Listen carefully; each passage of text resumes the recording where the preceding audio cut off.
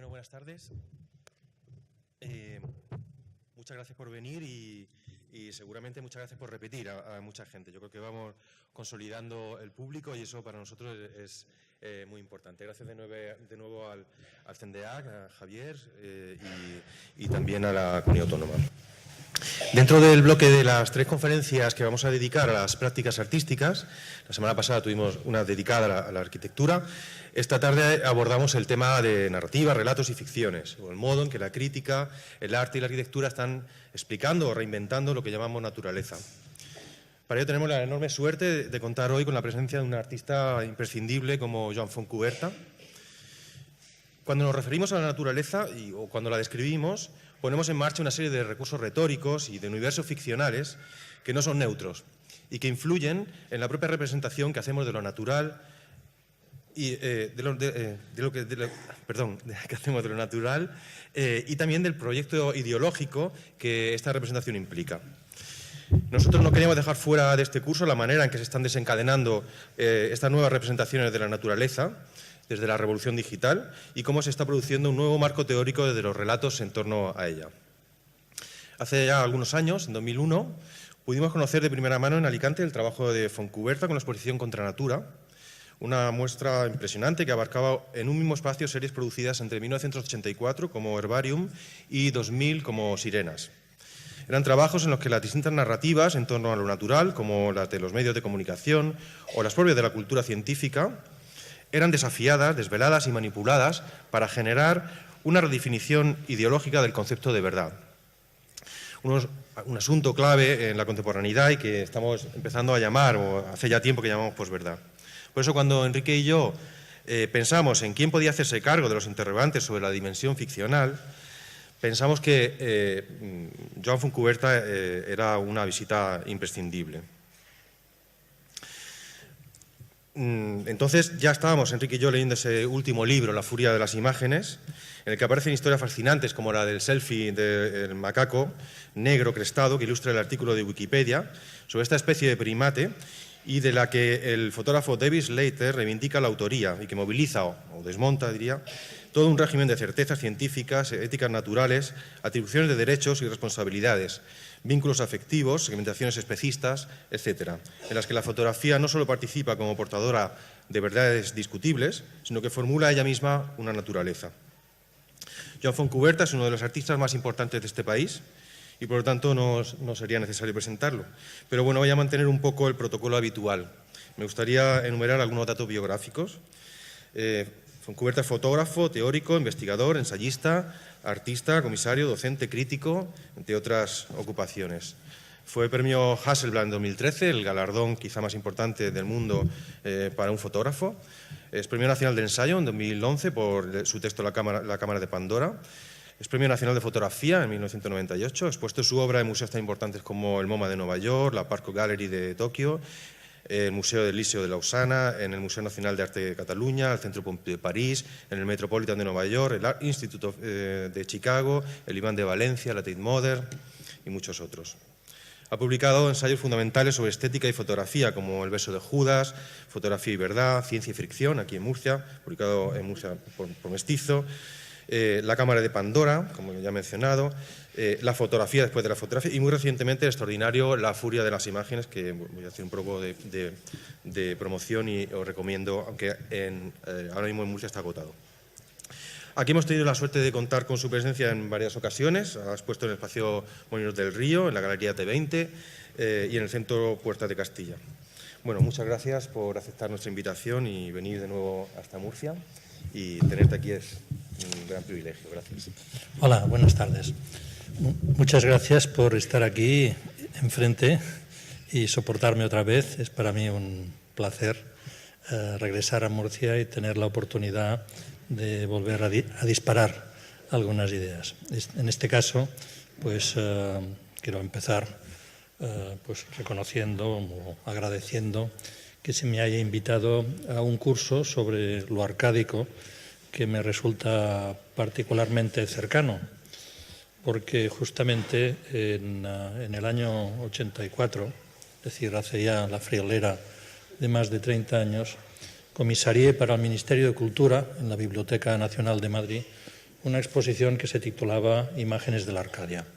En ese momento, momento de movidas, de regeneración del país en lo cultural, una serie de personas inquietas por el patrimonio fotográfico, por la historia, ¿no?, por el pasado de la fotografía en nuestro país, nos dimos cuenta de que habían unas lagunas importantes, que había que reconstruir un hilo narrativo de aquellos fotógrafos que nos habían precedido, ¿no?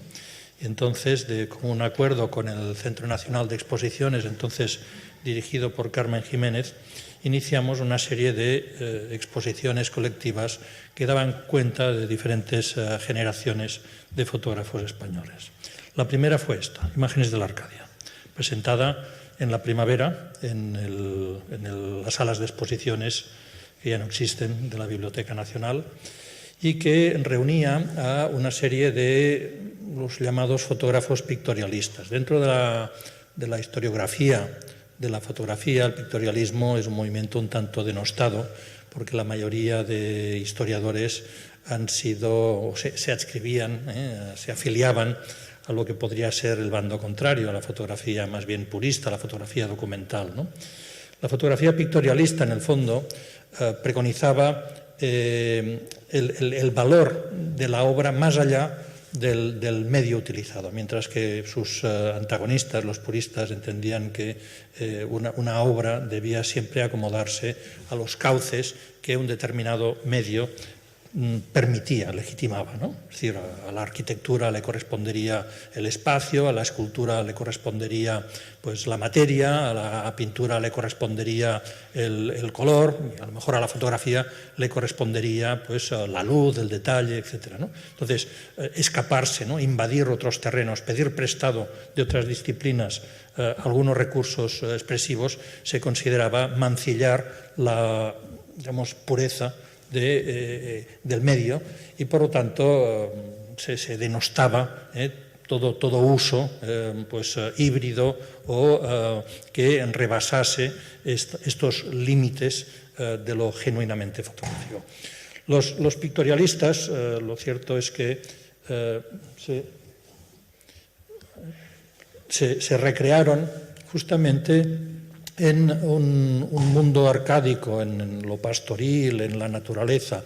La naturaleza era vista no solo como la fuente de inspiración, que lo fue para los románticos, sino que además encarnaba una serie de valores éticos, morales, ideológicos, ¿no? La naturaleza no solo era la fuente de belleza, sino que también pues, representaba la pureza, representaba una serie de valores que algunos fotógrafos intentaban ensalzar, ¿no? Entonces, muchos fotógrafos españoles de ese momento pues, se dedican precisamente a concentrarse en el campo, en la vida rural, en la naturaleza, podríamos decir, más salvaje, todavía no contaminada por la civilización, por la ciudad y por la industria. Eso será precisamente el campo de las vanguardias de los años 20 y 30, ¿no?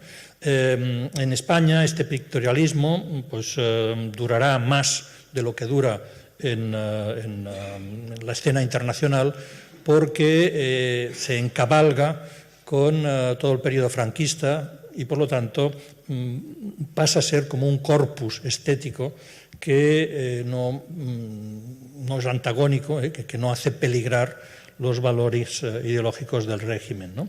Mientras que, por ejemplo, en Europa o en Estados Unidos, pues la fotografía andará ya hacia unos derroteros del humanismo, de la fotografía documental, del neorrealismo, etcétera, etcétera, y verá precisamente en la industria, en el mundo urbano, pues un motivo de inspiración, y entenderá todo lo contrario, que el campo, que la montaña, que la naturaleza, pues son unos temas evidentemente legítimos, pero pues ya superados por las corrientes artísticas del momento. Esta idea de lo sublime, esta idea de pureza es rebasada, ¿no? Bien, esta exposición, por lo tanto, realizada en los años 80, marcaría el punto de inicio de lo que me gustaría comentar hoy, ¿no? Cómo estos valores, de alguna forma sustentados por una generación de fotógrafos que nos precedió,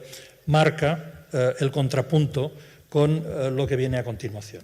Y lo que viene a continuación es una exposición que inauguro mañana. Es decir, mañana se ha presentado ya en Granollers, en un centro de arte cerca de Barcelona, y mañana se está itinerando, mañana se presenta en otro. Un mundo paralelo.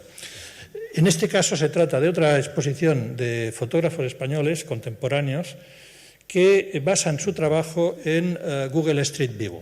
Google Street View es una herramienta de Google que todos conocéis y que consiste en la posibilidad de, frente a nuestra pantalla, acceder a cualquier lugar transitable del mundo, ¿no? Es decir, que para reconocer un determinado paraje, para revisitar o saber qué aspecto puede tener la fachada de un edificio o un lugar público, pues no hace falta físicamente desplazarnos allí, sino que ponemos las coordenadas en Google y podemos obtener una experiencia virtual de ese lugar. Con lo cual, efectivamente, tenemos la experiencia de un mundo en paralelo. Como en la ciencia ficción nos hablan del multiverso, ¿no? Un universo que se duplica, que se triplica, etcétera, etcétera. Google Street View nos permite acceder a ese mundo en duplicado. El mundo lo podemos experimentar de una manera tangible, física, visitándolo con nuestro cuerpo, percibiéndolo con nuestros sentidos, pero también lo podemos hacer por diferido, de segunda mano o, en este caso, de segundo ojo. Es decir, son los 9 ojos de la cámara del coche de Google Street View la que capta para nosotros y luego hace unos fundidos, unos encadenados, que nos permite obtener esa ilusión de transitar, de recorrer esos mismos espacios que previamente ha recorrido estos vehículos de Google Street View, ¿no? Entonces voy a mostraros algunos proyectos de artistas que han trabajado con Google Street View. Casi hay una escuela hoy, es decir, es una herramienta que se está utilizando en muchas direcciones posibles, desde críticas puramente estéticas, experimentales, políticas, etcétera, etcétera, y por lo tanto permite que se seleccionen los trabajos en base a criterios curatoriales muy distintos, ¿no? Hago una pequeña panorámica para que veáis, para que tengáis como un poco de gustillo, ¿no? de selección de lo que está pasando. Por ejemplo, un italiano que se llama Paolo Cirio lo que hace es buscar imágenes o capturas de pantalla de Google Street View en la que aparecen personajes. Normalmente estos personajes aparecen con la cara difuminada. Google Street View aplica un algoritmo que emborrona los rostros para que se pierda una identidad reconocible y de esta manera pues, respetar el derecho a la imagen de las personas que fortuitamente han sido captadas. Pues bien, esas imágenes son ampliadas por el artista y reintegradas exactamente en el mismo lugar en el que fueron fotografiadas espontáneamente, por casualidad, por la cámara del coche de Google Street View. Es decir que, como veis, el tema consistirá en devolver esa figura fantasmal a lo real, ¿no? Lo cual pues, no deja de ser un juego hasta cierto punto metafísico sobre las fantasmagorías de la imagen, ¿no? Hasta qué punto la imagen es una sustitución simbólica de la realidad y que una vez desaparecida esa realidad, pues la imagen la mantiene encapsulada y puede ser reintegrada justamente a ese lugar donde fue captada inicialmente, ¿no?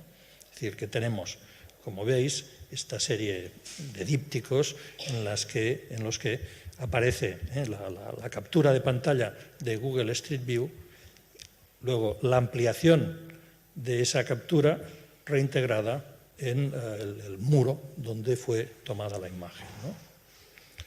Otro proyecto muy distinto es el de Nicolas Baudouin, francés, que nos plantea si realmente a través de esa cartografía que se hace del mundo, las cámaras satelitales que son ya casi omnipresentes, omniscientes, ¿no? Como Dios lo ven todo y nada se escapa a su voracidad perceptiva, si realmente hay todavía un resquicio para una terra incógnita, ¿no? Es decir, hay territorios por explorar o ya realmente todo ha sido captado por esas cámaras y por lo tanto nos dan una experiencia de esos lugares ya digeridas, ¿no? Entonces lo que él hace es irse a los confines de Google, es decir, hacia ese infinito, ¿no? Como si en la Edad Media, cuando los exploradores todavía no habían sobrepasado determinados límites geográficos y pensaban que más allá de esos mares todavía no navegados habían los abismos, ¿no? ¿Qué pasa cuando llegamos al límite de donde ha llegado un coche de Google Street View y ya no tenemos más imagen? Es decir, ahí se termina el mundo, ¿no? Entonces, es esa idea muy poética de llegar a esos lugares donde pues, el coche de Google Street View se ha detenido. Es decir, aquí pues, seguramente, a lo mejor ante el peligro de un trompazo, un contronazo con un elefante, alguna fiera, estamos, supongo, en África, pues a partir de ahí el coche recula y ya no ofrece ninguna documentación, ninguna visualización y por lo tanto ya no hay experiencia de Google Street View más allá de esos lugares, ¿no? Entonces, el proyecto de Baudouin consiste en eso, buscar esos paisajes hasta cierto punto idílicos porque son desérticos, son lugares prácticamente sin una presencia humana, ¿no? Como son virginales, ¿no? O sea, más allá no sabemos qué queda, ¿no? Es evidente que lo podemos acceder desde otras perspectivas, pero que si se trata del viaje, el recorrido que hacemos por Google, ahí se queda la cosa, ¿no? Adam Bartol es un artista alemán que vive en Colonia y que, como muchos otros artistas de su generación, entiende que hoy para trabajar con la imagen ya no nos hace falta una cámara fotográfica porque hay muchas cámaras que fotografían para nosotros, por ejemplo las cámaras de Google Street View, ¿no? Entonces él estaba un día desayunando en su cafetería habitual cuando de repente vio pasar el coche de Google Street View y como un poseso empezó a correr detrás del coche, haciendo señales, saludando, haciendo muecas y tal, para que al cabo de unos meses, cuando buscó en Google Street View justamente esa localización de esa calle donde él estaba, pues se dio cuenta de que se había obtenido su autorretrato. Podría ser un autorretrato a la carrera, ¿no? Es decir, es una manera de autorretratarse sin necesidad de invertir en una cámara, ¿no? Otros dos artistas estadounidenses que trabajan dentro del ámbito de la performance, Ben Kingsley y Robin Hewlett, tienen un proyecto muy divertido, muy humorístico y crítico también de esta fagotización del mundo por Google Street View, que consiste en que, no sé de qué manera, se enteran previamente del recorrido que va a efectuar el coche de Google Street View y entonces le organizan una bienvenida. Es decir, organizan una manifestación con majorets, con confeti. Es decir, que a medida que el coche va pasando por diferentes pueblos, pues se va encontrando, imagino que bastante inaudito el conductor, ¿no? Pues que lo reciben bandas de música, con gente saludándolo, con tal, ¿no? Es decir, que viene a ser... Y luego, evidentemente, eso es lo que aparece durante un tiempo en las páginas de Google Street View cuando nosotros accedemos a esos lugares, ¿no? Rubén Torras, uno de los artistas españoles en esta exposición, un cinéfilo, y busca aquellos parajes donde se han rodado alguna de sus películas preferidas, películas de culto, ¿no? Por ejemplo, Blow Up de Antonioni, ¿no? En el Marion Park, en las afueras de Londres, ¿no? Entonces busca la localización exacta o parecida, ¿no? de donde se tomaron esas imágenes que están en esa digamos, imaginación colectiva, ¿no? Y rehace con fotomontaje como si se tratase de un fotograma actualizado de la película. Entonces va pasando revista, pues tenemos Blow Up, tenemos Easy Rider, tenemos Indiana Jones, etc. En fin, va pasando. Hay bastantes artistas, os enseño solo uno, Emilio Bavarella, que lo que buscan son lo que se llaman los glitch, los errores. Muchas veces las transiciones de un plano a otro sufre algún tipo de anomalía técnica y entonces se producen unos accidentes que recuerdan esos clics, ¿no? Esos saltos de imagen de los que en la película Matrix explicaban que eran como los indicios de que efectivamente nos encontramos no en la realidad, sino en la ficción, ¿no? Es decir, son como pistas que nos muestran de una manera accidental que no estamos frente a una realidad tangible, sino que a una pantalla la está suplantando, ¿no? Y por eso cuando a mí muchas veces se me asocia a un trabajo sobre la ficción, pues cada vez me doy más cuenta de que la ficción debe ser reformulada en la cultura digital, ¿no? O sea, si Nietzsche ya decía o hablaba de mentiras en un sentido extramoral, pues las ficciones ya no son lo contrario, ¿no? El extremo opuesto de la realidad, sino precisamente formas que nos ayudan a estructurar un determinado modelo de realidad. Hoy ficción y realidad conviven y no podemos destruir un extremo sin que el otro también se disuelva, ¿no? Para mí, la metáfora de esta situación actual nos la da de una manera muy gráfica una instalación que hizo el artista holandés Erik Kessels en el año 2011 en el Museo Foam de Ámsterdam y que se titula 24 horas de fotos, ¿no?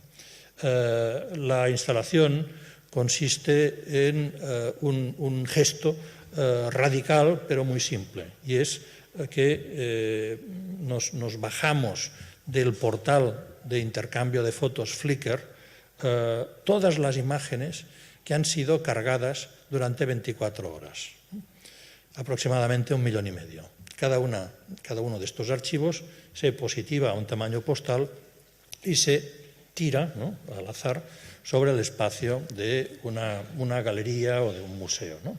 Esta obra, esta instalación ha resultado realmente icónica para lo que yo llamo posfotografía, ¿no?, que vendría a ser el nuevo estadio de la imagen, caracterizado precisamente por la masificación, por la proliferación, por la saturación de imágenes, ¿no? Esta saturación, a mi juicio, trastoca completamente todas las relaciones que hemos mantenido hasta ahora con la imagen, ¿no? Es decir, hace unas décadas, incluso si vamos más atrás, hace unos siglos, pues las imágenes eran bienes escasos. Debíamos acudir a las iglesias, a las catedrales para presenciarlas. Luego los museos, pero aún así las imágenes eran objetos suntuarios solo al alcance de unos pocos, ¿no? En cambio, hoy hemos invertido completamente esta situación y no es que haya que ir a ver las imágenes nos inundan, las imágenes nos apabullan, estamos inmersos en un verdadero tsunami icónico. Y como decía, para mí es necesario, ante esta nueva situación, recalibrar las disciplinas, los instrumentos que utilizamos para analizar la imagen, ¿no? Y doy un ejemplo que me parece muy gráfico, ¿no? Por ejemplo, en la física, en las ciencias de la naturaleza, recordamos esa anécdota de Newton haciendo la siesta debajo de un manzano, cuando de repente, ¡zas!, ¿no?, le cae un manzano en la cabeza y dice, ¡eureka!, ¿no?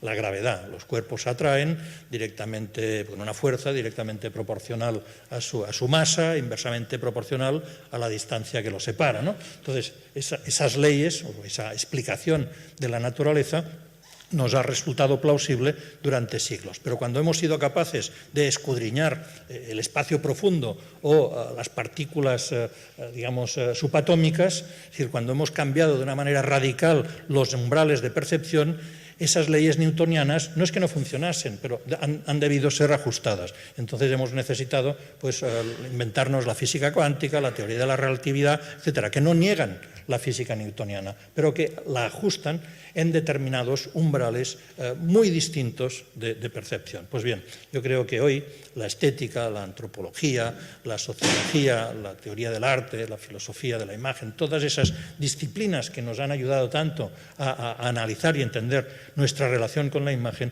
hoy también deben ser reajustadas, recalibradas en base a esa cantidad apabullante de fotografías que nos inunda, que nos ahoga, ¿no? Esta imagen a mí me recuerda a Borges y ese famoso cuento que nos habla de un imperio en el que los cartógrafos alcanzaron tal grado de excelencia que fueron capaces de confeccionar un mapa tan detallado que coincidía exactamente con la superficie del imperio. Evidentemente, esto es una paradoja. Un mapa así sería absurdo, sería inservible.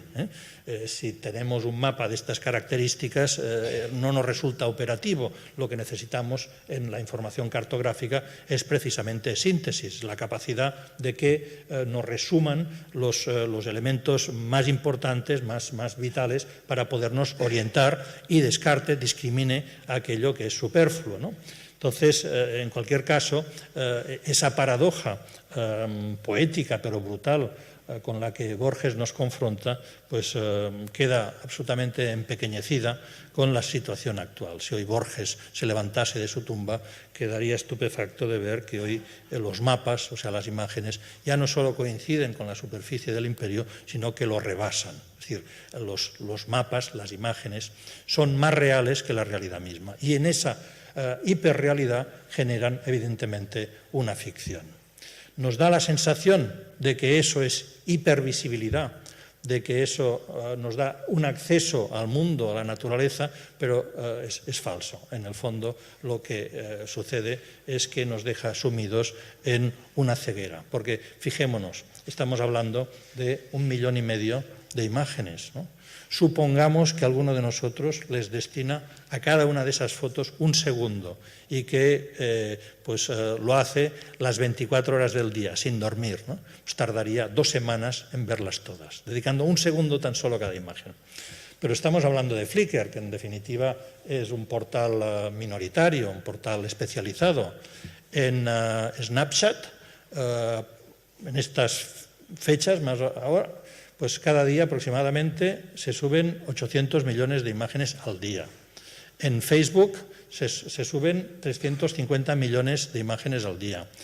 En Instagram, 80 millones de imágenes al día. Hablemos solo de esos 3 portales que tal vez son los más ricos en material icónico, ¿no? Bueno, pues con solo estos 3 portales, de nuevo, si hacemos la ecuación, si hacemos el cálculo, resulta que una persona, dedicándoles otra vez un segundo a cada foto, pues tardaría 50 años en verlas todas. La producción parcial de un solo día. Es decir, estamos en otra paradoja borgiana. Hacemos fotos para no verlas. Dedicamos tanto tiempo a hacer fotos que luego no tenemos tiempo para verlas. Con lo cual, lo que sucede es que de las imágenes ya no nos interesa tanto su contenido como muchas veces el gesto de hacerlas. Y entonces hacemos que prevalga, es decir, en la imagen ya no nos interese tanto el contenido, sino que prevalece el valor comunicativo, el valor de conectividad, el valor lúdico, es decir, se suman a una serie de valores que hasta ahora han constituido el andamiaje ideológico de la fotografía. En el siglo XIX, cuando nace el daguerrotipo, pues esos valores eran la verdad, la memoria, el archivo, la identidad, etcétera, etcétera. Hoy todavía no renunciamos a estos valores, pero desde luego pues esos valores deben repartirse el pastel con otra serie de funciones de la imagen prácticamente inexistentes hasta ahora, ¿no? Y que cada vez están usurpando un protagonismo, están ocupando una parte de ese pastel cada vez más importante, ¿no? Por tanto, repito, más que de hipervisibilidad, tal vez debemos de hablar de hiperhipocresía. Es decir, decimos que vemos muchas cosas, pero en el fondo esas fotografías nos sirven más para ocultar lo que no vemos que para señalar aquello que sí queremos ver, ¿no? Hecha esta introducción, me gustaría trasladar este esquema al mundo actual de los sistemas, al mundo actual de digamos, los valores ideológicos inherentes a la globalización, a la hipermodernidad, a la tecnología, etcétera, etcétera, de la mano, y lo hago adrede, de un artista de aquí, de un artista murciano, Miguel Andrés, de Yecla, que vive en Barcelona, que hace unas performances fabulosas y que ha hecho un vídeo que para mí es paradigmático. Es decir, él habla de sistemas, de cómo los sistemas nos modelan, cómo modelan nuestra percepción, nuestra identidad, nuestra conciencia. Pero en realidad podríamos hablar de imágenes, cómo las imágenes nos modelan a nosotros. Os paso este vídeo, es para mí una maravilla.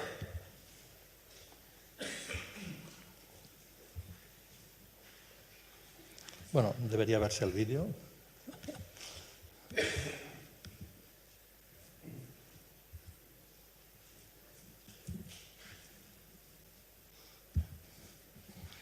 Vaya. Tengo una chuleta.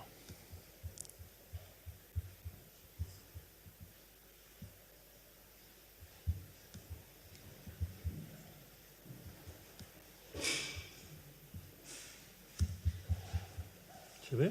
No. Welcome to the system. Lo siento, es que tenía todo muy bien preparado, pero se me ha desvinculado el sistema.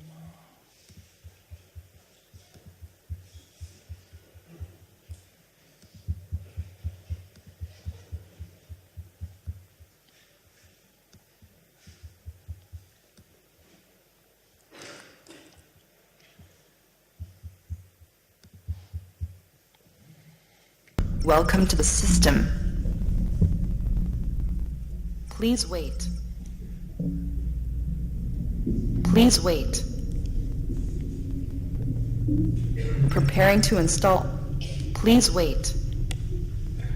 Decompressing packages. Creating installation index. Please wait. Starting installation. Please wait. Installing education. Copying preschool content. Copying elementary school content. Copying middle school content. Copying high school content. Copying university content. Copying additional content. Installing social rules. Copying family package. Copying monogamy. Copying right. Copying China. Copying fear of unknown. Copying shame. Selfish. Copying individualism. Copying competitiveness. Copying standard of beauty. Please wait. Please wait. Installing patriotism. Copying biased history. Copying border.map. Copying flag.bmp. Copying democracy.x. Copying government.dll. Copying institutions.cis. Copying politicians. Copying partidocracy. Copying homeland. Copying leader. Copying transnational companies.adm. Installing religion. Copying ethics. Copying moral. Copying prayers. Copying chants. Please wait. Please wait. Searching God.zip. Searching God.zip. Error. God.zip is not found. Replacing with false God.rar. Copying symbols. Family standard. Copying holy scriptures.log. Copying creationism. Please wait. Deleting evolutionism files. Please wait. Please wait. Installing work. Copying effort. Copying productivity. Copying individualism pro. Copying hope to triumph. Copying boss. Copying competitiveness. Copying satisfaction. Copying dignify. Copying trade union.x. Please wait. Please wait. Error. Trade union.x is damaged. Trade union.x was omitted from the installation. Copying slavery 3.1 beta. Installing a consumerism. Copying advertising. Extracting needed items. Copying brand packages. Copying brand packages. Copying brand packages. Planning obsolescence. Please installing system core. Copying monetary system. Trademark. Copying bank system. Trademark. Copying corporatocracy. Trademark. Copying capitalism. Trademark. Elite edition. Installing system firewall. Copying police pro. Copying army pro. Copying mercenaries pro. Installing system antivirus. Solix Vandalzol. Copying Valium. Copying Neurozyme. Removing unnecessary files. Searching. Searching. Deleting altruism. Deleting solidarity. Deleting social awareness. Deleting emotional intelligence. Deleting self-knowledge. Please wait. Finishing installation. Please wait. Please wait. Restarting system.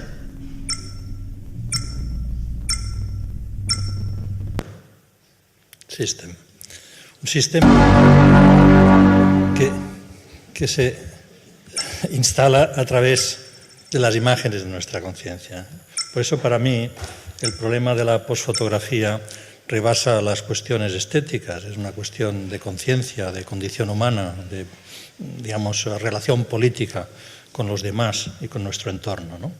Y es en esta dimensión que me gustaría seguir proponiendo algunas consideraciones de la relación de la fotografía con la naturaleza, con el paisaje y con la realidad. Un segundo.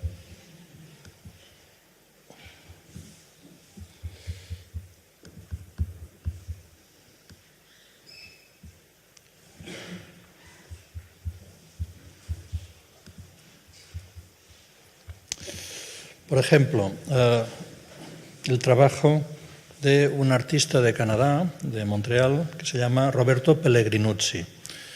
Pellegrinuzzi descubrió que las cámaras que utilizamos han sido construidas con una obsolescencia programada, de manera que el sensor realiza una cantidad inmensa de fotos, tiene una capacidad para eso, aproximadamente 250.000 disparos, pero rebasado ese umbral se estropea, deja de funcionar. 250.000 de fotos son muchas fotos, pero no es un número infinito. Entonces lo que hizo Pellegrinuzzi fue tomar su cámara y durante un año disparar a diestro y siniestro hasta agotar ese sensor, con lo cual llegó a realizar aproximadamente 275.000 fotos y compuso esa instalación que parece como una nube, que es como una memoria, ¿no? O sea, cada imagen viene a ser la pervivencia de un momento, ¿no? De una vivencia determinada, ¿no? y esos hilos pues vienen a ser la metáfora de la sinapsis, ¿no? O sea, por un lado hay esa evocación del recuerdo, del encapsulamiento de la vida, por otro lado esa cantidad, esa masificación otra vez, esa densidad descomunal de imágenes que, como nuestras neuronas, nos permiten transitar y rememorar como si estuviésemos en un palacio de la memoria, toda esa experiencia acumulada y en este caso manifestada en estas imágenes. Otros ejemplos donde la cantidad es importante, ¿no? Donde la acumulación desmesurada, esta idea casi de exceso, ¿no? Por ejemplo, el trabajo de dos artistas jóvenes británicos, Felix Rice y Benjamin West, que han realizado una enciclopedia utilizando el buscador de imágenes de Google. Es decir, imaginaos un diccionario, ellos lo han hecho con el diccionario Collins británico, pero imaginaos que lo hacemos con el diccionario de la Real Academia Española, y entonces se sustituye cada palabra por la primera imagen que nos da Google cuando hacemos una búsqueda con esa palabra. Es decir, que transformamos, digamos, un contenido logocéntrico, ¿no?, basado en la palabra, en otro absolutamente visual. Pero, evidentemente, para que esto se produzca, pues necesitamos, de nuevo, una secuencia brutal, desmesurada, de imágenes. Otro artista británico, en otro fotolibro, también muy sintomático de este tipo de trabajos, Facebook, número 1 de 2700. O sea, lo que ha hecho en este caso State es ir a buscar las fotos de perfil de absolutamente todos los usuarios de Google. O sea, y en cada volumen aparecen 500.000. Entonces, lo que hace es ofrecer las fotos, los retratos, y como veis, el primero de todos es el de... no sé si se llega, ¿no? El de... ¿cómo se llama este? El exacto, ese. Es el primero, ¿no?, el número 1, y luego facilita los datos de usuario, o sea, el nombre que consta en el perfil y los elementos de referencia, confeccionando unos mosaicos descomunales de este tipo de material. Entonces, es el volumen 1 de 2700, o sea, solo he hecho el primero, porque necesitaría hacer 2700 volúmenes para realmente compendiar a todos los usuarios hoy en día de Facebook. Y cada uno, este volumen, por ejemplo, tiene, repito, 500.000 de datos de usuarios, ¿no? Entonces, estamos en esas nociones del Big Data, ¿no? Es decir, de una acumulación de imágenes tremendas, ¿no? Otro trabajo que me parece muy interesante es el de un grupo, un dúo de artistas de Montreal, Joaquim Metivier y Serge Olivier Rondeau, que firman con el nombre de After Facebook. Entonces, ellos hacen siempre trabajos a partir del material que les ofrece Facebook, ¿no? Entonces, hicieron hace poco una instalación sobre las páginas de Facebook de usuarios que han fallecido. Como sabéis, Google no permite cerrar cuentas, permite reconvertirlas en páginas conmemorativas, ¿no?, páginas necrológicas, pero no se pueden cerrar.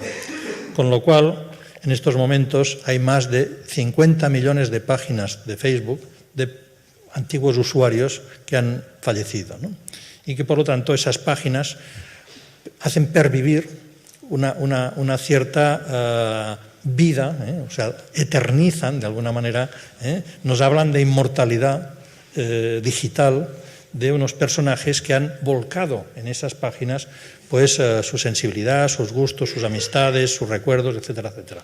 Es decir, que no es de extrañar que películas de ciencia ficción como, no sé, la serie esta, ¿cómo se llama esta británica?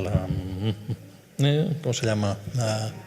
Black Mirror, pues planteen la posibilidad de que todos estos datos sean procesados por supercomputadoras que nos permitan hacer revivir una determinada conciencia, ¿no? Entonces, ellos lo que hacen es unas instalaciones que imitan servidores potentes y a través de unas pantallas colocadas en el suelo proyectan a un ritmo vertiginoso imágenes que aparecen en estas páginas, digamos, de personas que han fallecido, ¿no? Entonces, incluso podría considerarse como un estudio de tipo pues antropológico de cómo encaramos el duelo y el dolor de la muerte, del traspaso en esta cultura digital, ¿no? Es decir, hay toda una serie de modelos que se repiten, ¿no? Visitar el cementerio, imágenes más simbólicas, ¿no? Como estrechar la mano de la persona que agoniza, otras pues en el ámbito de lo más kitsch, más simbólico, tal, ¿no? Es decir, que este tipo de... ¿no? Bueno, entonces, ante esta situación se plantean sistemas de ecología. Pueden ser sistemas de ecología que afectan a la propia producción de imagen o sistemas que incluso van más allá y lo que hacen es vetar o impedir o dificultar que se realicen más imágenes. Por ejemplo, Philipp Schmidt, artista alemán, nos propone la cámara restricta. Es una cámara que se conecta a Internet, como sabéis, en algunos portales como Flickr o Panoramia, las imágenes vienen, las fotos vienen geolocalizadas, ¿no? Entonces, esta cámara tiene también un sistema de geolocalización y entonces, si nosotros estamos en un lugar en el que detecta que ya se han hecho muchas fotografías, nos impide, nos prohíbe hacer la foto. O sea, bloquea el obturador y no podemos hacerla. Y en el visor nos sale una cruz diciendo, esta foto no la haces, mamón, porque es redundante. Ya hay muchas, ya hay demasiadas, ¿no? Entonces tienes que ir con la cámara a lugares donde no conste que se hayan hecho fotos, con lo cual, digamos, de alguna manera, pues nos garantiza una cierta originalidad, ¿no? Es decir, que si hacemos el esfuerzo de añadir, de contribuir a esa polución visual, por lo menos sea con tomas, ¿no? Que no son muy reiterativas, ¿no? Otros planteamientos, por ejemplo, es el de Max Dean, que nos propone un robot destructor de fotos, ¿no? Es decir, es una instalación en la que un brazo robotizado se ofrece a los espectadores, a los visitantes de una galería, y entonces tenemos una caja llena de fotos y cada una de las fotos es tomada por el robot y enseñada al visitante, que como en un circo romano puede levantar el pulgar arriba o abajo, en realidad lo hace apretando unas palancas, y según aprietas o no la palanca, pues condenas o perdonas, es decir, de alguna manera sentencias la vida de esa foto, con lo cual pues da al visitante, al espectador, ¿no?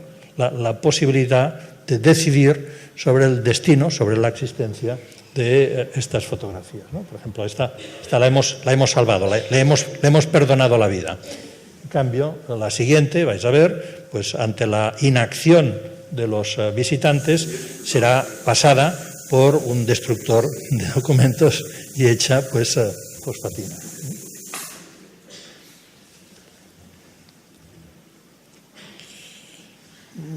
La mayoría sois muy jóvenes, pero a mí esto me recuerda a los inventos del profesor Franz de Copenhague, que era una sección, fantástica en el antiguo TVO, de los años 60.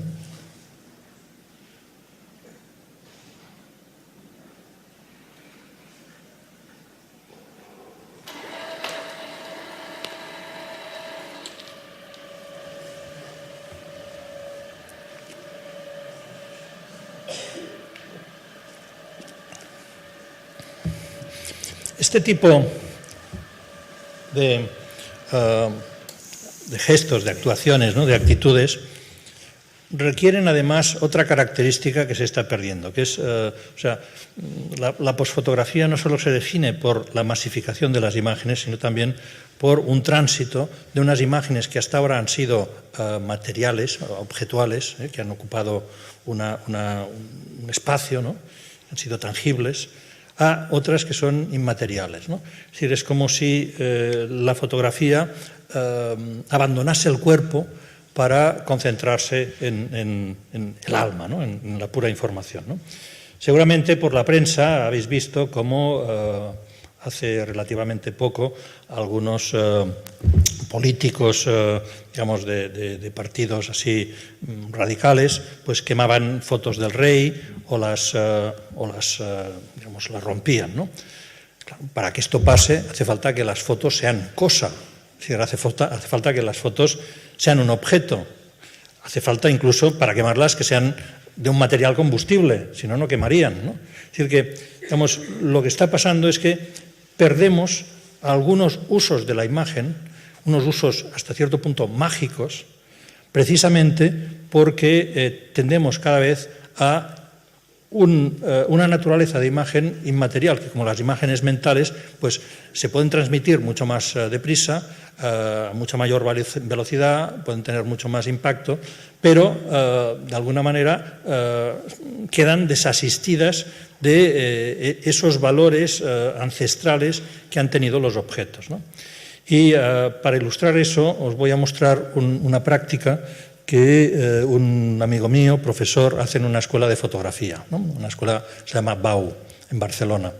Y él da clases de teoría de la imagen, ¿no? Entonces llegan sus alumnos y les dice, vamos a ver, hoy hablaremos de fotografía, ¿no? ¿Qué es para vosotros la fotografía? Y les pregunta, la fotografía no es la realidad, ¿verdad? Y todos dicen, no. Dice, muy bien, si la fotografía no es la realidad, hacedme una cosa, sacad de vuestra cartera las fotos que lleváis y rompedlas. Todo el mundo queda así sorprendido, ¿cómo vamos a romperlas? Y dice, ¿pero qué pasa si no es la realidad, ¿no? ¿Qué sentido tiene? ¿Qué valor simbólico tiene para vosotros, ¿no? Entonces les pide un ejercicio que es lo que os voy a pasar, ¿no? Y les pide a sus alumnos, mira, id a vuestra casa, a una persona con la que conviváis, puede ser vuestro novio, vuestra madre, alguien que esté en vuestra casa, tomáis una foto suya, le decís, ven un momento, y le decís, mira esto, y la rompéis delante suyo, ¿no? Y todo esto lo grabáis con el teléfono móvil, sin que esa persona se dé cuenta, y lo traéis a clase. Y esto es lo que se ve, ¿eh?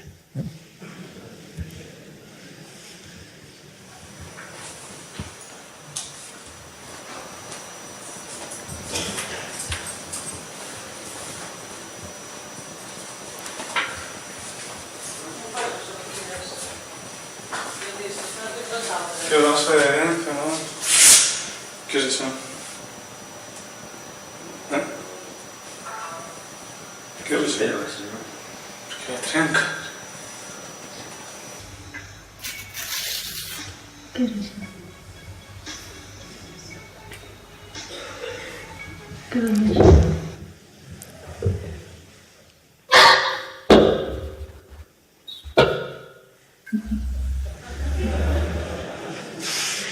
¿Qué es eso? ¿Dónde es? Ahí.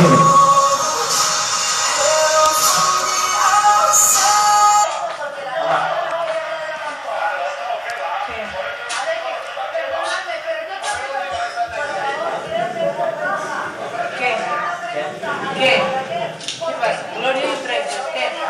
¿Qué pasa? ¿Qué vamos a hacer eso? ¿Qué hemos dicho?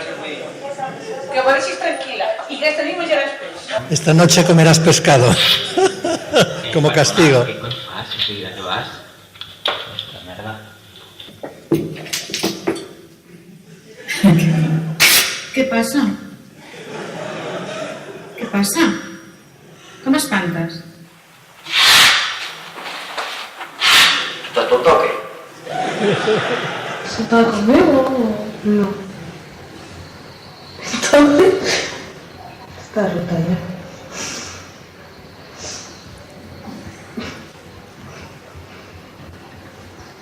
Es lo que hay. ¿Qué haces? ¿Eres tonto? ¿Qué haces?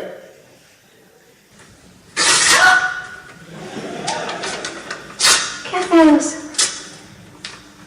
¿Qué haces, Íñigo? ¿Pero qué has hecho? Habitualmente es ¿qué te he hecho? ¿Qué pasa que te he hecho? Es un agravio.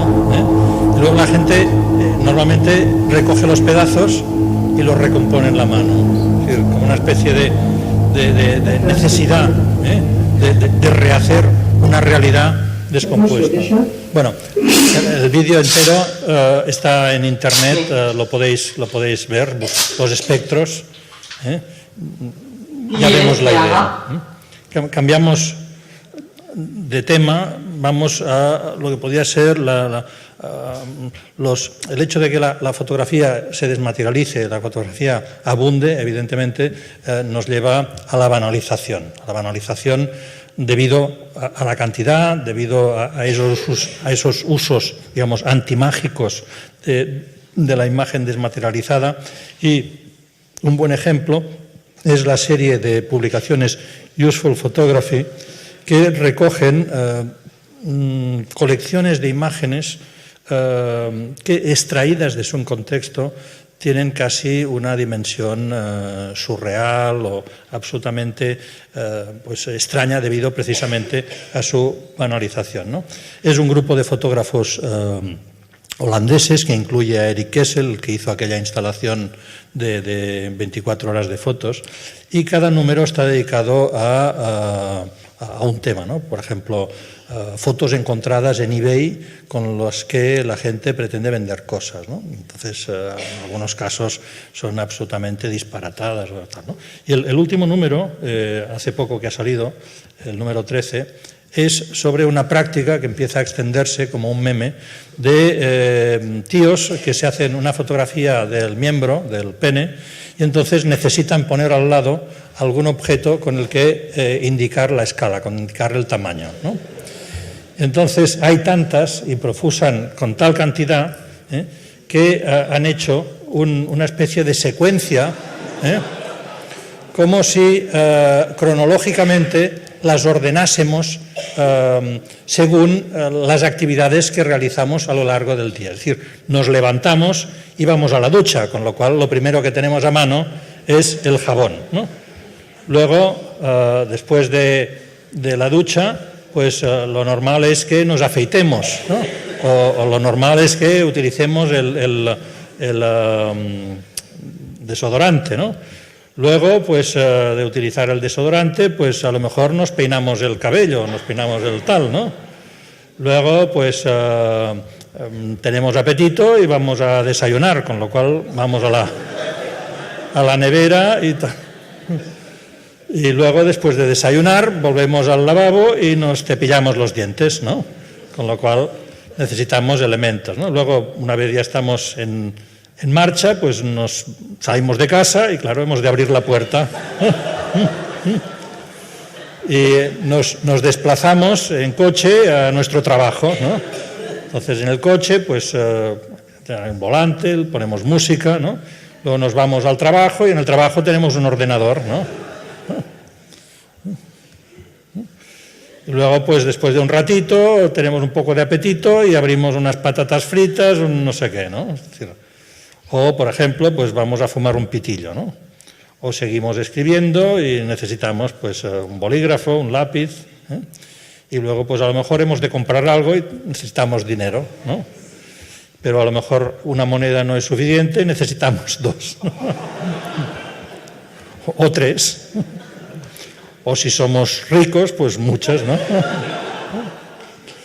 Y entonces, pues nos compramos unas chocolatinas o nos compramos una Coca-Cola, ¿eh? Y luego a lo mejor hemos de volver al baño para hacer otras necesidades, ¿no? Con lo cual nos vamos a entretener con, en fin, ¿no? En definitiva, es brutal como la gente...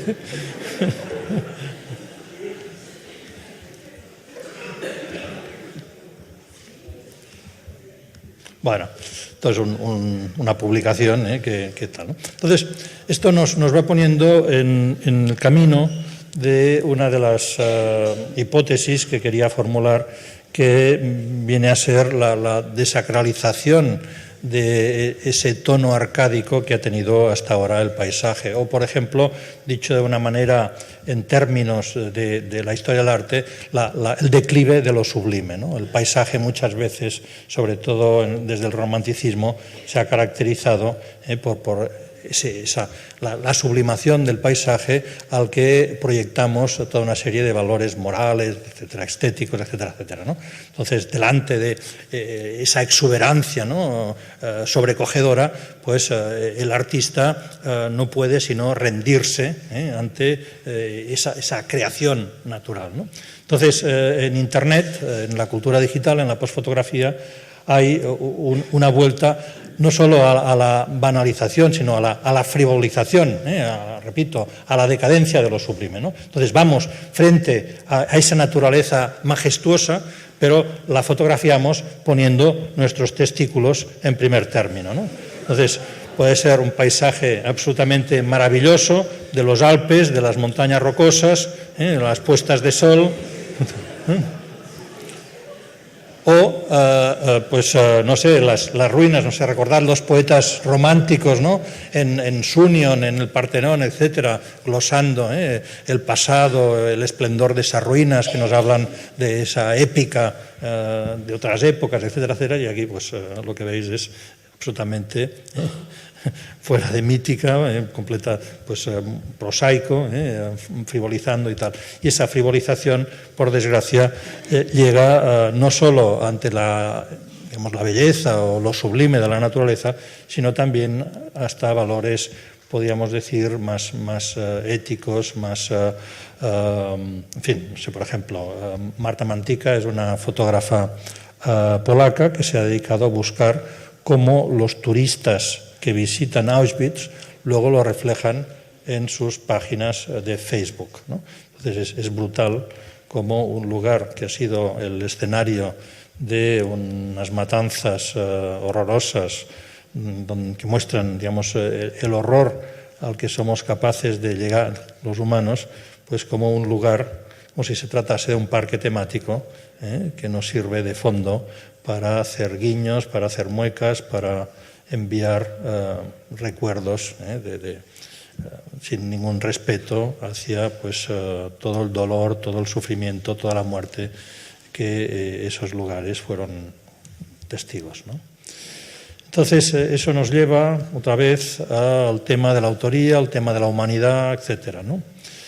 Albert Gusi es un artista de Barcelona muy interesado en temas de la naturaleza, que ha hecho un trabajo de recuperación, de reciclaje, que consiste en lo siguiente. En el Parque Natural de Alto Pirineo, el CSIC ha iniciado un programa de reintroducción del oso pirenaico, ¿no? Entonces hay una serie de científicos que monitorizan la actividad de estos ejemplares de osos. Entonces han colocado unas cámaras, concretamente 24, que se disparan con sensores de movimiento. Pero resulta que estas cámaras, claro, se disparan con cualquier cosa que se mueva, no solo osos, ¿no? Entonces fotografían también a corzos, a jabalíes, a ciervos, a personas, a vacas, a liebres, etcétera, ¿no? Entonces todas estas fotografías que no corresponden a osos son destruidas. Albert Gusi se enteró de esto y fue a pedirlas. Es decir, estas fotos eran intrusos en el cometido documental científico del programa del CSIC, ¿no? Entonces lo que ha hecho es salvarlas, o sea, perdonarles la vida, como en el robot aquel, ¿no? O sea, va cada X tiempo a esos centros de estudios y solicita las fotografías que no tienen ningún valor para esos estudiosos y que en cambio pues tienen mucho interés desde una perspectiva del resultado, por los valores puramente gráficos o, en fin, ¿no?, sorprendentes de esas tomas, esas instantáneas realizadas al azar, ¿no?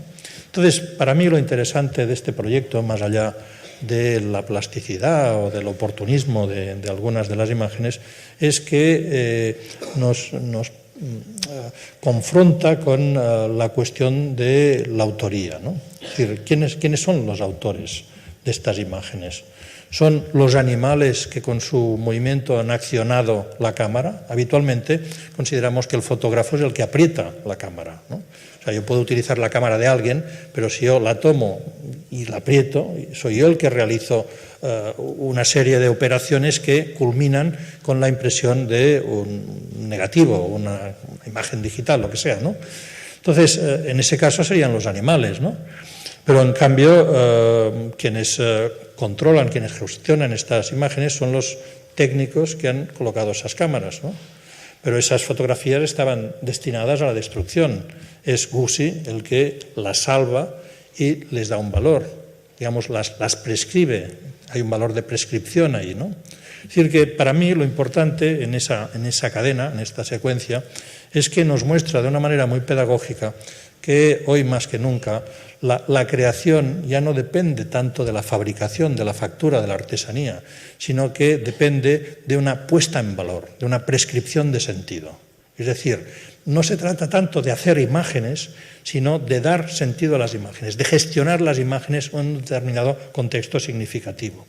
Y esto evidentemente es muy doloroso para una cierta praxis artística o fotográfica convencional, porque entendemos que todo el esfuerzo que hacemos en realizar una fotografía puede ser luego aprovechado por alguien que le da un sentido del que esa imagen carecía al principio, ¿no? Es decir, que ahí hay una polémica, hay una controversia a dilucidar, ¿no? Es decir, ¿dónde colocamos la autoría? Porque en el fondo el problema de la autoría nos remite a una cuestión de decisión, y un problema de decisión nos remite a una cuestión de voluntad, y un problema de voluntad nos remite a una cuestión de conciencia, y un problema de conciencia nos remite a una cuestión de condición humana. Es decir, para que haya conciencia necesitamos que haya humanidad, para que haya decisión necesitamos que haya conciencia, y para que decidamos necesitamos que haya esa voluntad, esa capacidad de decidir, ¿no? Por lo tanto, en el fondo, más allá de los resultados, ahí tenemos un problema filosófico, es decir, la posfotografía, antes he dicho, pues no solo nos aboca al análisis, a la consideración de la imagen, ya no como un elemento estético, sino político, sino también como un elemento constitutivo o como un elemento que debe permitirnos repensar en un momento de teoría de la singularidad y de cyborgs y de un futuro, digamos, donde la tecnología cada vez se imbrica con lo biológico, un futuro donde hemos de pensar qué queda de humanidad, ¿no? Y voy a terminar con unos proyectos míos, explicados muy deprisa porque me estoy pasando de tiempo, que tienen que ver con todo eso, ¿no? Es decir, por ejemplo, el proyecto Semiópolis, en el que realizo unos paisajes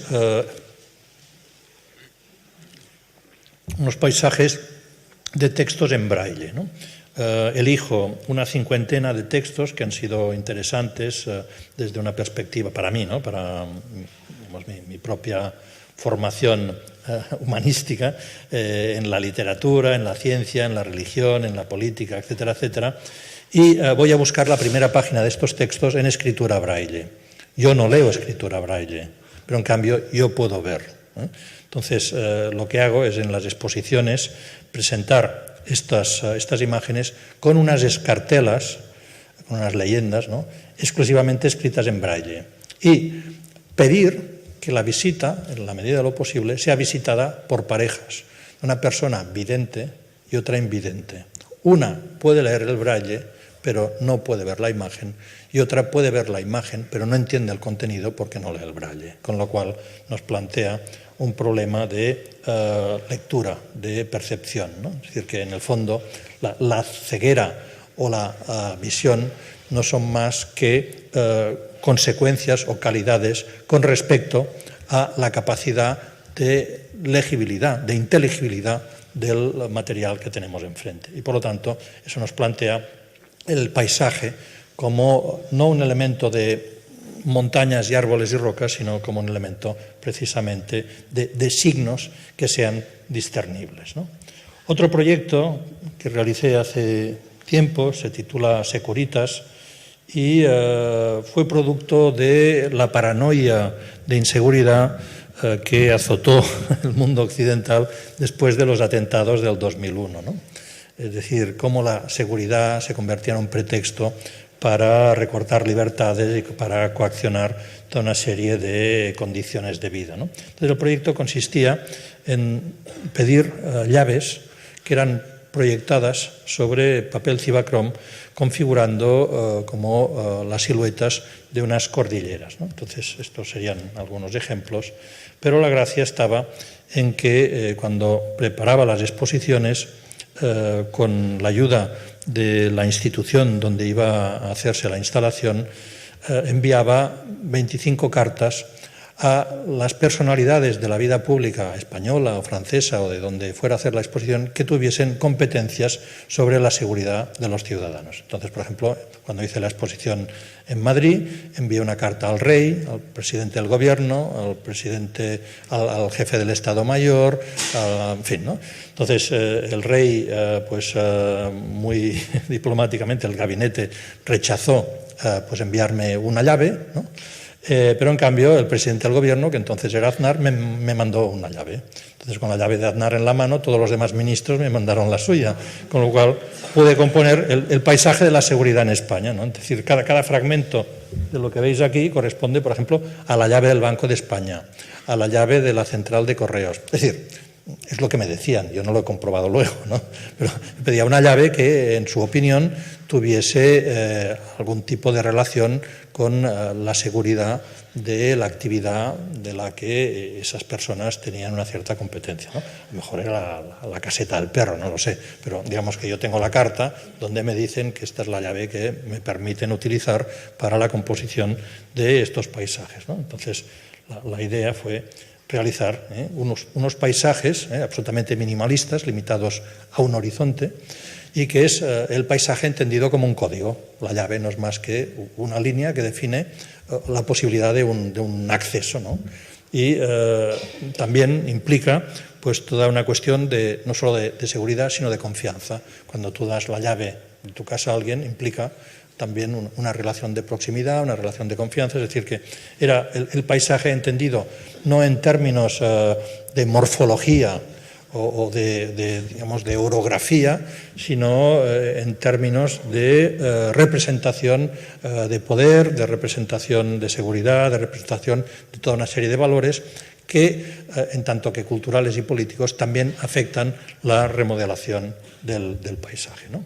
Otro apartado de esta misma serie fue la operación inversa, es decir, fotografiar los perfiles de algunas montañas reconocibles, ¿no? Por ejemplo, el Mont Blanc en los Alpes o el Everest o tal, entonces hacer cortar las llaves en función de la silueta de esas montañas, ¿no? Entonces teníamos la llave Aconcagua o la llave Canigó o la llave Teide, etcétera, que reproducía ese perfil orográfico, ¿no?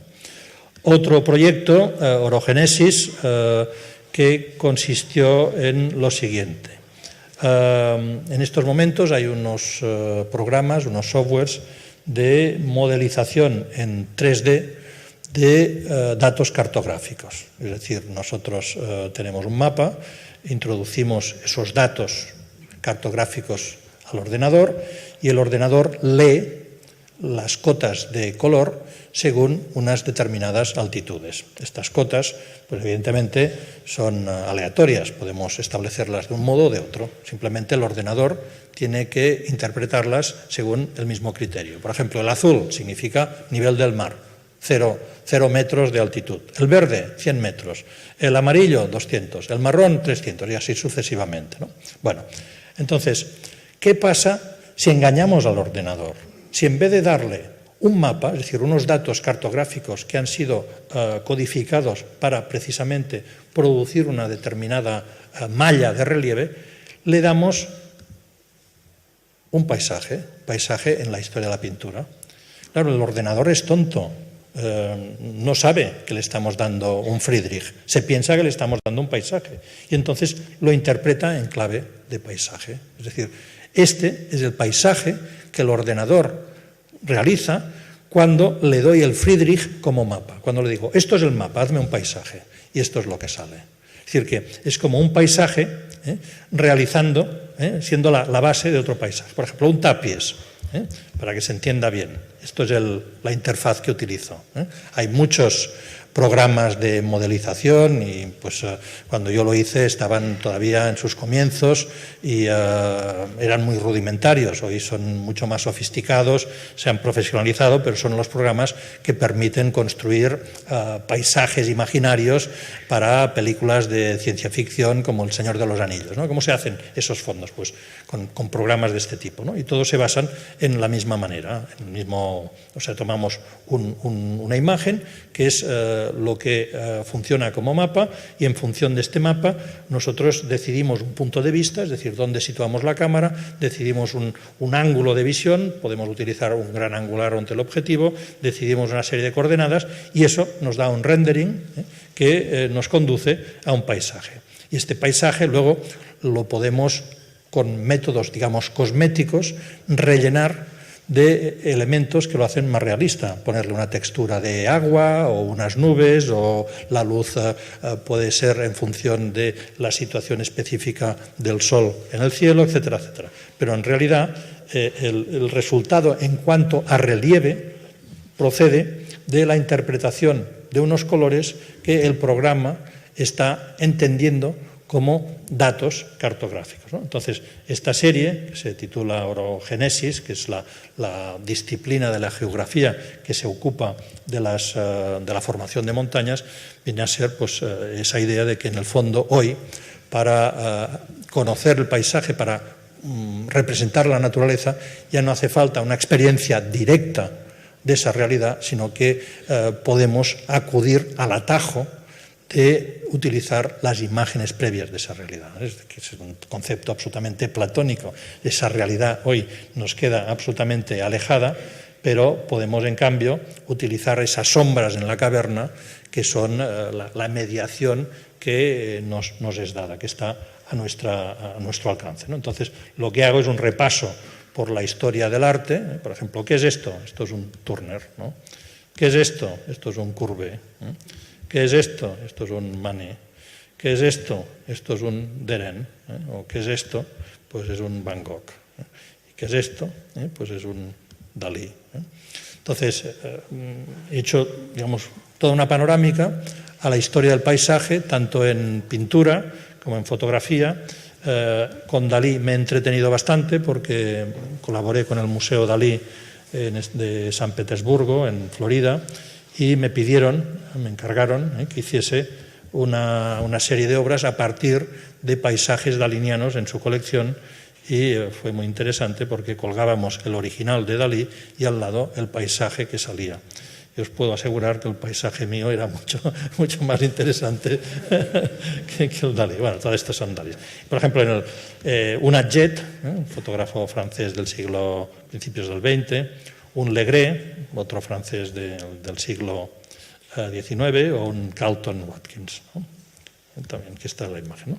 Y voy a terminar con un proyecto de intervención en el paisaje, en la arquitectura, que realicé en la población riojana de Sajazarra, a 10 kilómetros de Haro, entre Haro y Miranda de Ebro, que es un pequeño pueblo entrañable, que cada verano invitan a un artista a hacer una intervención in situ, carta blanca, pero una sola condición, y es que todos los habitantes del pueblo deben poder colaborar en el proyecto.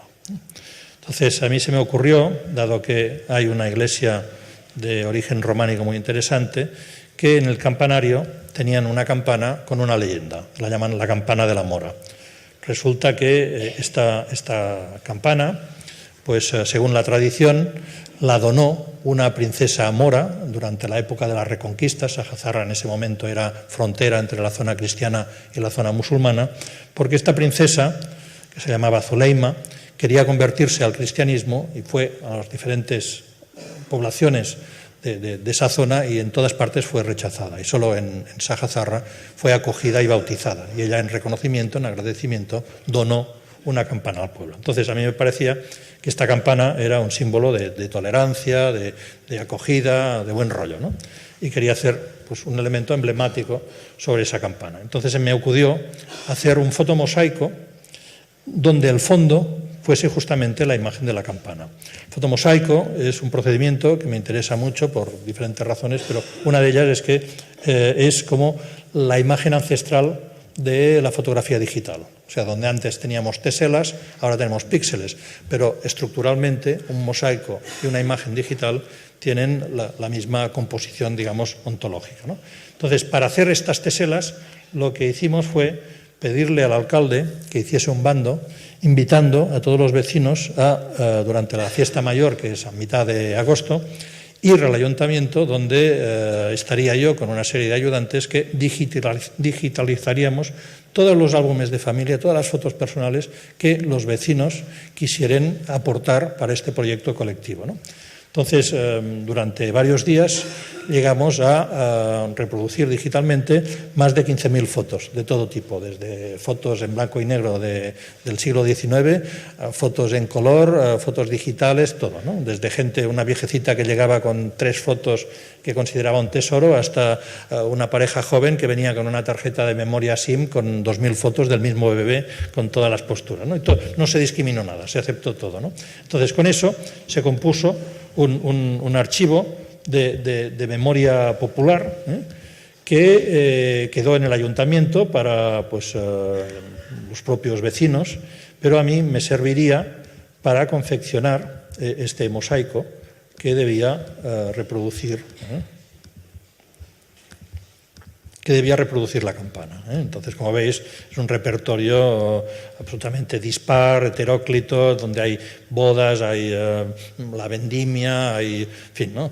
Entonces, todo eso tenía que realizarse con una técnica que es la fotocerámica, que es del siglo XIX, hoy se hace con sistemas más modernos, pero es lo mismo, es traducir la imagen fotográfica a un pigmento de esmalte, que se pone recubriendo una loseta cerámica y se hornea a alta temperatura, con lo cual la imagen queda perfectamente fijada y es la técnica que mejor soporta cualquier tipo de inclemencia, ¿no?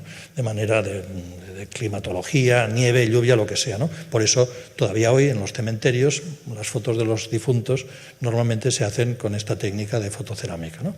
Entonces, con esa misma técnica, pues en uno de los arcos de la iglesia, pues recompusimos esta campana, que constituye, en el fondo, una especie de monumento, de muro de Facebook, pero devuelto a la materialidad.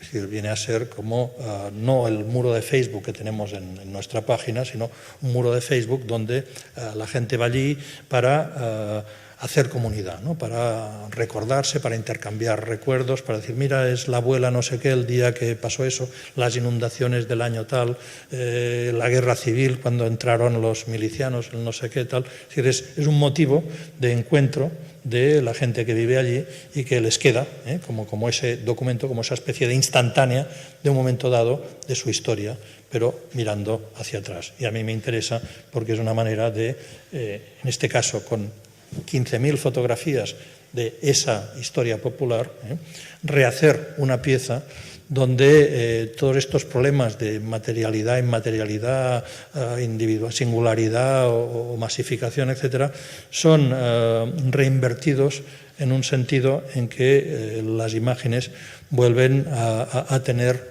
un valor no solo individual, sino comunitario, y que nos permiten establecer, digamos, una pauta, una propuesta de intentar, en un momento en que, como digo en mi último ensayo, las imágenes se han vuelto furiosas, precisamente apabullantes, pues recuperar de alguna manera la soberanía que debíamos tener sobre ellas. Muchas gracias.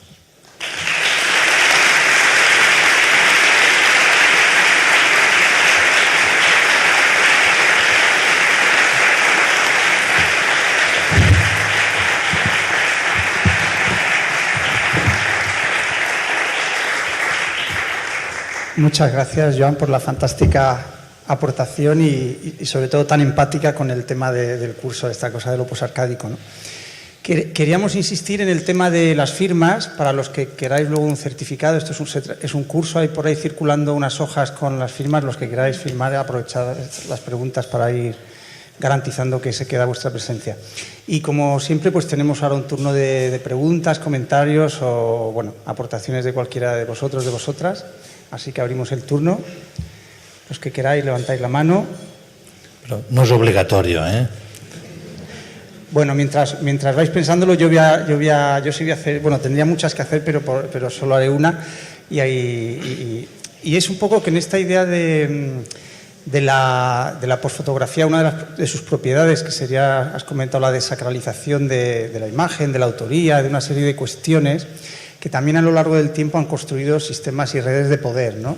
Entonces, esta fragilización que está afectando, también lo has dicho, a todas las disciplinas, ¿no? Esta pérdida de centralidad y de autoridad de las distintas disciplinas, también está produciendo, digamos, contramovimientos, ¿no? de defensa de algunas propiedades que le eran propias, ¿no? Entonces, quería preguntarte, no sé si tienes información o si te interesa, en el ámbito de la fotografía, ¿cuáles son la contrarrevolución o la vuelta, digamos, a la situación arcádica, que seguro que la hay?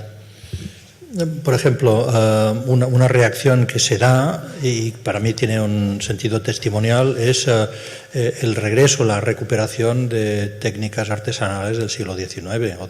Es decir, el hecho de que algunos fotógrafos se empecinen en los sistemas fotográficos convencionales, ¿no? Es decir, hoy en día, pues casi es un acto heroico el entrar en el laboratorio y utilizar papeles, digamos, químicos y hacer el revelado tal como se hacía hace tan solo unas décadas, ¿no? Es decir, que esa actitud de resistencia que podíamos casi comparar al poblado galo de Astérix, ¿no? Rodeado de los regimientos romanos, ¿no? Y que de todas maneras resiste esa invasión con esa práctica, yo diría que testimonial, ¿no? A mí me parece interesante en la medida en que el proceso para muchos creadores es vital, es crucial. Es decir, no solo el resultado, sino la manera de hacer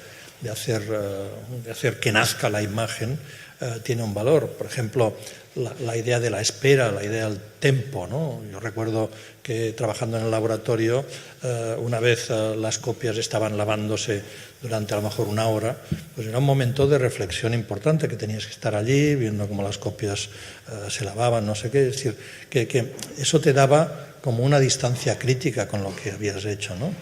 O sea, hay una serie de prácticas que recuperan unos valores procesuales, ¿no? Ahora bien, desde una perspectiva, diría que sociológica, no son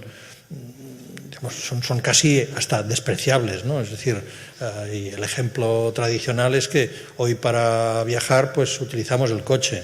Antiguamente utilizábamos los carros tirados por caballos, ¿no? Tú hoy puedes ir con un carro tirado por caballo, o por ejemplo puedes ir con un caballo, puedes hacer equitación, pero claro, no es muy sostenible, a no ser que te interese la experiencia misma de la hípica, ¿no? Pero para un desplazamiento, o sea, para hacer una fotografía normal, utilizaremos unos métodos pues como más actuales. Ahora, si queremos revivir esa experiencia, tal, ¿no? Esa sería una.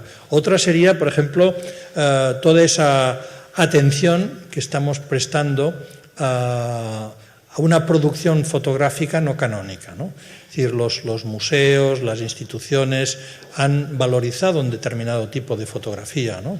Pero seguramente hemos pasado por alto pues, unos usos más populares, más vernaculares de lo fotográfico, que ahora son apreciados precisamente por su carácter marginal, ¿no? O sea, nunca hasta ahora había habido tanto interés, tanta pasión por los viejos álbumes de familia o las fotografías realizadas sin voluntad artística o creativa, sino pues aplicada a cuestiones forenses o a cuestiones de documentación o comerciales o publicitarias o pornográficas. Es decir, vamos a prestar atención a todos unos ámbitos de la producción fotográfica que pues hemos pasado por alto precisamente porque hemos estado como muy centrados, muy focalizados en un determinado mainstream fotográfico, ¿no? Y luego hay otro tema que también es muy importante y es que, en fin, o sea, es cierto, vivimos una masificación descomunal de fotografías, pero eso también tiene que hacernos pensar sobre las imágenes que faltan, o sea, las imágenes que no han podido ser realizadas, las imágenes que han sido censuradas, las imágenes que se han perdido, etcétera, etcétera.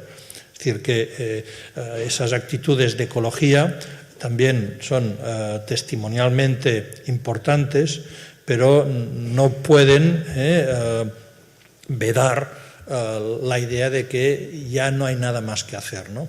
Hay un concepto que propuso un teórico, creo que británico, que se llama Ben Modalen, y hay un vídeo en YouTube que está haciendo como una enciclopedia de nuevos términos para los que no habían todavía palabras y que corresponden a conceptos pues muy recientes producidos normalmente por la cultura digital. Y el bemodalen sería el vértigo, o sea, a la sensación de que ya está todo hecho y que ya no queda nada por hacer, ¿no? Bien, o sea, yo soy un anti-bemodalen a tope. Es decir, pienso que efectivamente se ha hecho muchísimo, pero siempre quedan grietas, siempre quedan fisuras. Y eso es lo interesante. Yo creo que el creador de hoy o bien debe plantearse esos actos de resistencia o bien plantearse una búsqueda justamente de esas imágenes ausentes, de esas imágenes invisibles. Gracias. Bueno, pues ahora más. ¿Queréis preguntar algo? Como dice Joan, no es obligatorio, pero seguro que... Preguntamos tú y yo. Bueno, también muchas gracias por la presentación, que ha sido estupenda. Te quería preguntar, bueno, has hablado del problema de la autoría, sobre todo en el caso de los intrusos, ¿no? Sí. También en tu libro hablas del problema de autoría en el caso que he mencionado yo antes del macaco negro crestado, ¿no? Pero en realidad me interesaba a mí también pensar esta cuestión también de la imagen que falta o de la imagen que hay que rescatar, de la imagen salvada del robot. Si en realidad también los fotógrafos están haciendo un trabajo de reconocimiento de los derechos políticos, ¿no?, de la naturaleza. Si de alguna manera esos animales que aparecen en lugares en los que no deberían de aparecer, o esos animales sobre los que se discute la atribución de derechos, en el caso de la autoría no deja de ser un derecho, es evidente que debe existir la voluntad, como han mencionado, etcétera, pero al mismo tiempo ponen sobre la mesa una serie de cuestiones, de discusiones, de debates que son políticos en torno a la naturaleza y efectivamente a la atribución, digamos, de derechos al mundo natural, ¿no? Sí, lo que ocurre es que este tipo de discusión tiene dos niveles completamente distintos. Uno es el filosófico, es decir, lo que podía ser lo que nosotros pensemos en base a un sentido común, en base a un análisis racional y tal. Y otra cosa es un marco jurídico determinado. Entonces, ese marco jurídico pues, no deja de ser unas reglas de juego que una comunidad se autoimpone para evitar conflictos o tensiones en lo posible, ¿no? Entonces, por ejemplo, en el caso del macaco, como seguramente has leído, pues eso fue visto en una corte en Estados Unidos y el juez dictaminó que la naturaleza no tiene derechos. Entonces, según la legislación norteamericana, que solo los humanos pueden apelar, pueden pretender un copyright. O sea, y además la sentencia pues era bastante jugosa y jocosa hasta cierto punto, porque decía que los entes sobrenaturales, es decir, ni Dios ni los ángeles tienen copyright. O sea, solo los humanos. O sea, el copyright es un derecho estrictamente limitado en exclusiva a los humanos. Entonces, esto es un principio jurídico que está regulado según eso, la legislación americana, pero a lo mejor en otro país o en el mismo país dentro de 100 años lo ven distinto, es decir, cambian las reglas de juego. Otra cosa es lo que nosotros pensemos, si los animales o las plantas o el ecosistema tiene unos derechos, que cada vez hay más sensibilidad en el sentido de que sí, que claro que sí, de que hay un antropoceno por el que debemos velar y que debemos respetar, etcétera, etcétera, ¿no? Pero que hay que diferenciar a qué nivel. O sea, el problema es que las leyes siempre han ido por detrás del pensamiento, ¿no? No sé, por ejemplo, cuando hablamos de derechos de autor y de autoría, pues el marco al que nos debemos atener nosotros en tanto que españoles es a una ley de propiedad intelectual de 1987. Es decir, mucho antes de que apareciese Internet y la cultura digital y todo eso. Entonces, ¿cómo una ley de ese momento puede resolver unos problemas en los que pues, a veces caemos hoy, de una situación que cuando los legisladores, con toda su buena fe, intentaron pues, evitar situaciones de litigio, pues resultaban impensables, ¿no? Es decir, que hoy deberíamos rehacer este marco jurídico en función de una realidad actual, como pasa pues, con el tema de la naturaleza, evidentemente. ¿Alguna pregunta más? ¿Tenéis? ¿Me parece? ¿Quieres preguntar algo, Javier? Por preguntar solo. Me pasó hace una semana una cosa muy rara, que es que se estropeó la cámara de mi móvil totalmente. La llevé a arreglar a una tienda y el chico me dijo, esto está destruido porque se te ha fastidiado y no puedes hacerte las fotos, la cámara hacia ti mismo. Dice, puedes hacer hacia afuera, pero no funciona la del selfie. Yo dije, bueno, a mí me da igual, yo es para afuera. Pero él entendía que la cámara estaba destruida porque no me podía hacer selfies, ¿no? con la cámara del móvil. ¿En qué medida la postfotografía no está inserta en ese código de que hablas un poco en tu último libro, de que la fotografía es situarte en el mundo, ¿no? Fotografiarte a ti mismo delante de las cosas, ¿no? Esta presencia de nosotros en la fotografía, ¿no? Tan apabullante.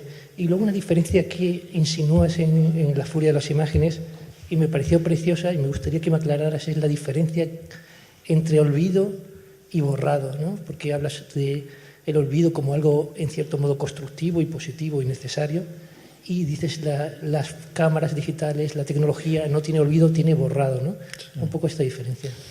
Bueno, poco puedo añadir. Efectivamente, nosotros olvidamos, que quiere decir una pérdida paulatina de la información, de una experiencia que hemos almacenado en nuestra memoria, y que va quedando poco a poco desasistida de detalles hasta prácticamente ser nada, mientras que el borrado es la aniquilación de toda la información, y que eso, digamos, solo se puede hacer en términos de memoria máquina, no en términos de funcionamiento nuestro, digamos, neurológico, ¿no? Y es un funcionamiento, yo diría que en la mecánica muy distinto, ¿no? Porque hay como un tempo y hay una brutalidad muy diferente, ¿no? Hay algunos trabajos, por ejemplo, yo menciono a una artista, Lua Koderk, que ha trabajado mucho sobre la memoria, y uno de sus proyectos consiste en ir a su álbum de familia y empezar a reexaminar las fotos donde aparecen personas o lugares que ya no le resultan reconocibles, ¿no? Eso seguramente nos pasa a todos, ¿no? Tenemos un álbum que nos ha llegado a lo mejor de generaciones, entonces reconocemos evidentemente a nuestros padres, reconocemos a nuestros abuelos, pero pasado un cierto umbral ya perdemos el hilo del relato, ¿no? O sea, esos personajes están en ese álbum porque debían ser de nuestra familia, pero su identidad concreta, digamos, su historia, ¿no? su participación en la biografía común, pues se va perdiendo, ¿no? Y es como esa transmisión de la memoria, incluso cuando tenemos esos sistemas ortopédicos como son los álbumes familiares, se va perdiendo si no hay un esfuerzo particular de hacer que esa información permanezca, ¿no? No sé, para mí estos son temas cruciales hoy, ¿no? O sea, pero por suerte o por desgracia, no lo sé, es decir, la fotografía, la posfotografía, yo creo que con mucho dolor va dejando amarras a la memoria. Es decir, cada vez la fotografía es un elemento vinculado a la memoria, o por lo menos no lo es obsesivamente como lo ha sido hasta ahora, ¿no? Yo diría que en la fotografía analógica la memoria era una obsesión y en cambio ahora es una elección, ¿eh? Con la posfotografía es una elección. O sea, como decía antes, prevalecen otro tipo de usos, de la fotografía. El selfie que mencionabas, ¿no? El selfie para mí es paradigmático de ese fenómeno posfotográfico, ¿no?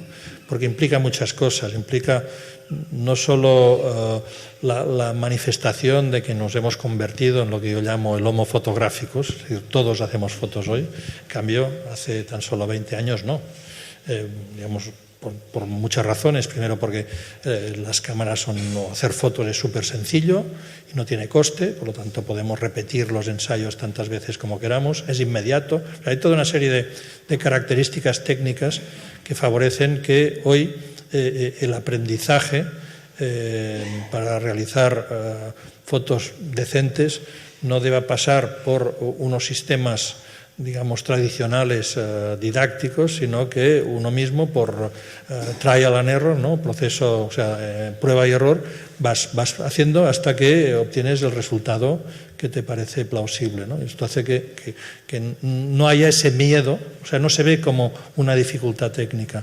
Entonces la cámara o el teléfono móvil se ha convertido en una prótesis de nuestro cuerpo, una navaja suiza que utilizamos para muchas cosas. Y hay estudios recientes que muchos usuarios ya identifican el teléfono inteligente, el smartphone, mucho más vinculado a la toma de documentos gráficos o videográficos que a hablar. Es decir, que el comunicarse por palabras, hablando, ha quedado relegado a un segundo término estadísticamente en los usos del teléfono móvil, ¿no? Lo cual es muy sintomático, ¿no? Entonces el selfie, no sé, o sea, podríamos hablar mucho, pero a mí me interesa desde la perspectiva de la historia de la fotografía, porque significa un golpe a la idea de la fotografía como documento, tal como se ha entendido hasta ahora, porque invierte los términos de figura y fondo, o de sujeto y objeto, ¿no? O sea, el sujeto pasa a convertirse en objeto, ¿eh? Entonces, más que hacer documentos, más que dar testimonios, es una especie de inscripción de nosotros mismos en un punto de la geografía y en un momento de la historia, ¿eh? Es decir, yo estaba ahí cuando pasó eso, ¿no? Por lo tanto, el suceso no es lo importante, como ha sido hasta ahora, sino que lo importante es nuestra presencia en ese suceso, ¿eh? Bueno, pues lo vamos a dejar aquí. Muchas gracias, Joan, y muchas gracias a vosotras y a vosotros por habernos acompañado. Y os emplazamos la semana que viene a la misma hora, que estará con nosotros Izaskun Chinchilla, y seguro que será también una conferencia espectacular, como estas dos que hemos tenido. Y también animaros a visitar la web, porque los ponentes van dejando unos briefs y unos resúmenes de las conferencias que van a impartir, y así podéis saber, y también una bibliografía de antemano, los temas que se van a tratar, y así pues vincularos o hacer las aproximaciones que necesitéis, ¿eh? Muchas gracias y nos vemos el jueves que viene.